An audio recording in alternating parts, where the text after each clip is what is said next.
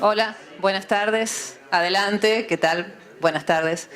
Bueno, muchas gracias de nuevo por venir. Vamos a seguir con este segundo módulo que va a estar a cargo del doctor Mario Tano, que es médico hepatólogo del Hospital Centenario de Rosario, que va a hablar del manejo del hígado graso. Y posteriormente Sebastián Ferretti, que es el presidente de la Sociedad Rosarina de Endoscopía Digestiva y médico hepatólogo del Sanatorio Parque, que va a hablar del manejo de la endoscopía en el paciente con enfermedad hepática. Mario, adelante. Bueno, va a ser mejor si hablo así, desde acá. Bueno, buenas tardes, gracias Virginia, gracias a la Comisión Directiva de la Sociedad por haberme dado la posibilidad de estar acá y poder charlar un ratito. La idea es un poco actualizar aspectos prácticos del manejo del paciente con hígado graso, obviando un montón de cosas que sé que a la mayoría de ustedes les resulta tediosa, como la fisiopatología, pero haciendo lugar a algunas perlitas que, como van a ver, conviene conocerlas, sobre todo para el manejo dentro del consultorio con el paciente, para poder guiarlo mejor y para poder aconsejarlo mejor. Por lo tanto, vamos a empezar definiendo esta patología. Como sabemos, es una definición histopatológica, en donde el hígado graso se caracteriza por la acumulación de grasa en más de un 5% de los hepatocitos, según lo indicado por histología. Recientemente, en la última publicación de la guía europea, también agrega un criterio imagenológico en donde por métodos de resonancia magnética que puedan cuantificar la cantidad de esteatosis en forma fehaciente, más de un 5.6% también definen la presencia de esteatosis. Y sabemos que dentro del hígado graso hay dos formas que nos interesan, la forma pura y la esteatopatitis, que ya dentro de poco vamos a definirlas mejor. Y que dentro del hígado graso no alcohólico y de la esteatopatitis no alcohólica existen distintos estadios en donde en la esteatopatitis no alcohólica puede haber fibrosis y esta en su historia natural pudiera llegar también a formas avanzadas de fibrosis, incluso la cirrosis, y potenciando la probabilidad del paciente pudiera desarrollar cáncer de hígado. En la historia natural no nos vamos a detener mucho en esto, pero saber que la esteatosis puede evolucionar a fibrosis entre un 37-44% y un 43% pudiera llegar con los años en evolución a una forma más severa, y el 38% pudiera evolucionar a cirrosis. Pero conocer que también existen pacientes que tienen una evolución más tórpida y que rápidamente pueden avanzar en formas mucho más rápidas. Por lo tanto, conviene siempre estar con el ojo abierto para poder seguir la evolución de los pacientes, que solo muy pocos de ellos, y eso hay que hacer hincapié en los pacientes que vienen muy angustiados con una ecografía con esteatosis, pueden llegar a tener una forma avanzada. Pero que en la forma avanzada, en los estudios más recientes, se ha reportado que hasta el 10% de los pacientes con cirrosis por un NASH pueden llegar a desarrollar un cáncer de hígado. Este es un dibujito que a mí me gusta mucho hacer en el consultorio, sobre todo para el paciente que viene con un hígado graso, solamente con un diagnóstico de ecográfico, y explicarle que las posibilidades de que tener una enfermedad grave, no como se le dijo por ahí, como algunos ecografistas que abren la boca y dicen, uy, tiene un hígado graso, usted tiene que ir urgente a ver a un especialista porque se puede llegar a morir. Esto es bastante frecuente, hacerle entender que las posibilidades de tener una forma avanzada no son tan probables y que lo que conviene es hacer una buena evaluación y un buen seguimiento médico. Bien, nosotros sabemos que además del hígado graso el hígado graso como diagnóstico, existen situaciones asociadas al hígado graso.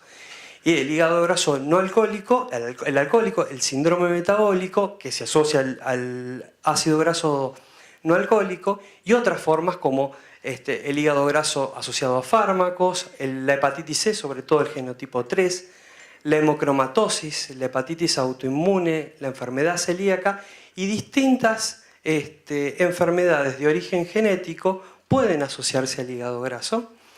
La inanición y la nutrición parenteral también son condiciones que están asociadas y que la que debemos tener presente a todo paciente que llega con el diagnóstico de hígado graso. Pero obviamente de las condiciones más importantes es el síndrome metabólico, es el que más nos interesa por lo que vamos a ver en breve, y tenemos que saber cómo se define a través de la obesidad visceral, detectándose a través de la circunferencia de la cintura, la cantidad de triglicéridos, la cantidad de HDL, la presión arterial y la glucemia.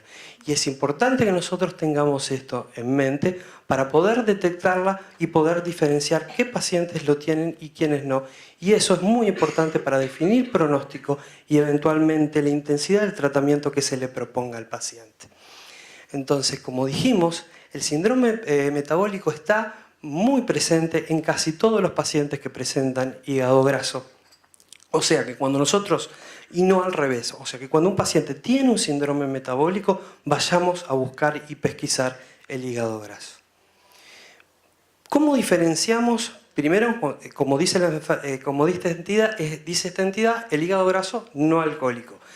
Este es un dato muy fácil de diferenciarlo de aquel que sí que puede deberse al alcohol. Y esto es simplemente interrogatorio puro. Y es muy importante, interrogar al paciente sobre el consumo de alcohol. Y saber que un paciente que aunque consuma todos los días menos de 40 gramos en el hombre y menos de 20 gramos en la mujer, es muy difícil que su esteatosis pueda deberse solamente al alcohol. Si bebe más, ese paciente, aunque sea en forma arbitraria, y ya vamos a ver que el paciente puede tener un síndrome metabólico y puede beber, pero en forma arbitraria debemos considerar el alcohol como el principal factor de generación de esteatosis. Pocas palabras sobre la epidemiología y para pasar datos. No tenemos datos en nuestro país. El hígado graso abarca ambos sexos, de todas las edades y todas las etnias. No hay datos certeros sobre incidencia y prevalencia de hígado graso, pero se piensa que entre el 25 y el 30% de Estados Unidos parece hígado graso, aunque parece que los últimos números están disminuyendo. Solo el 3 a 5% tienen esteatohepatitis. Se estima que el 80% de los individuos con síndrome metabólico tienen hígado graso y que la obesidad mórbida, la prevalencia se estima en un 93% de hígado graso y un 37% de esteatohepatitis. La diabetes tipo 2, en la diabetes tipo 2 la prevalencia se estima entre un 62%, la presenta más tempranamente en hombres en la cuarta década de vida y en las mujeres que lo suelen hacer en la quinta década, y es más común en blancos hispanos. La obesidad en la infancia y en la adolescencia desgraciadamente está aumentando y se estima que la prevalencia del hígado graso en edad pediátrica es del 3% y en la población pediátrica en general el 53% de los niños son obesos. Y ya se han reportado casos de esteatohepatitis con cirrosis y esto ha desatado la alarma en los Estados Unidos. Y vamos a hablar también un segundo de algunos hábitos que justamente están relacionados con estos hallazgos. ¿Cómo abordamos entonces el paciente con hígado graso? Sabemos que el hígado graso, por definición y clínicamente, es una enfermedad asintomática. Generalmente los pacientes no tienen ningún tipo de síntoma, salvo un grupo pequeño que suele referir una pesadez en el hipocondrio derecho muy difícil de caracterizar, permanente, pero per se, en general, decimos que el hígado graso es asintomático aún en la esteatohepatitis. Y el diagnóstico generalmente, ¿cómo viene el paciente con hígado graso? Generalmente hay 3 escenarios. Puede venir el paciente con una ecografía, derivado o por su propia voluntad, en donde se le encuentra en una rutina o por un pedido de otra causa, una ecografía, un hígado graso. Podemos encontrarlo en el hígado graso y empezarlo a pensar en el estudio de una hipertransaminasemia sintomática, o derivado, y esto cada vez es más frecuente, por lo menos en el consultorio del especialista, por un endocrinólogo en donde el paciente está estudiado ya de entrada por un síndrome metabólico. debemos hacer una muy buena anamnesis y esto es fundamental para la evaluación del paciente y para dar el pronóstico, inclusive para empezar a guiarlo en el tratamiento. Debemos ver bien la edad, sobre todo, el sexo, los antecedentes familiares, sobre todo la presencia de síndrome metabólico o eventos cardiovasculares, las comorbilidades que presenta el paciente, ya sean endocrinológicas o cardiológicas, cuantificar el consumo de alcohol, como yo dije al principio, y indagar mucho sobre el estilo de vida, si el paciente es sedentario, si practica algún deporte, si trabaja, de qué trabaja, etc. Y sobre qué come también, aunque ya vamos a hablar de eso. Como dije, hay un montón de situaciones endocrinológicas, inmunológicas y metabólicas que están relacionadas a esto y que habría que indagarlas indagarlas en el seguimiento.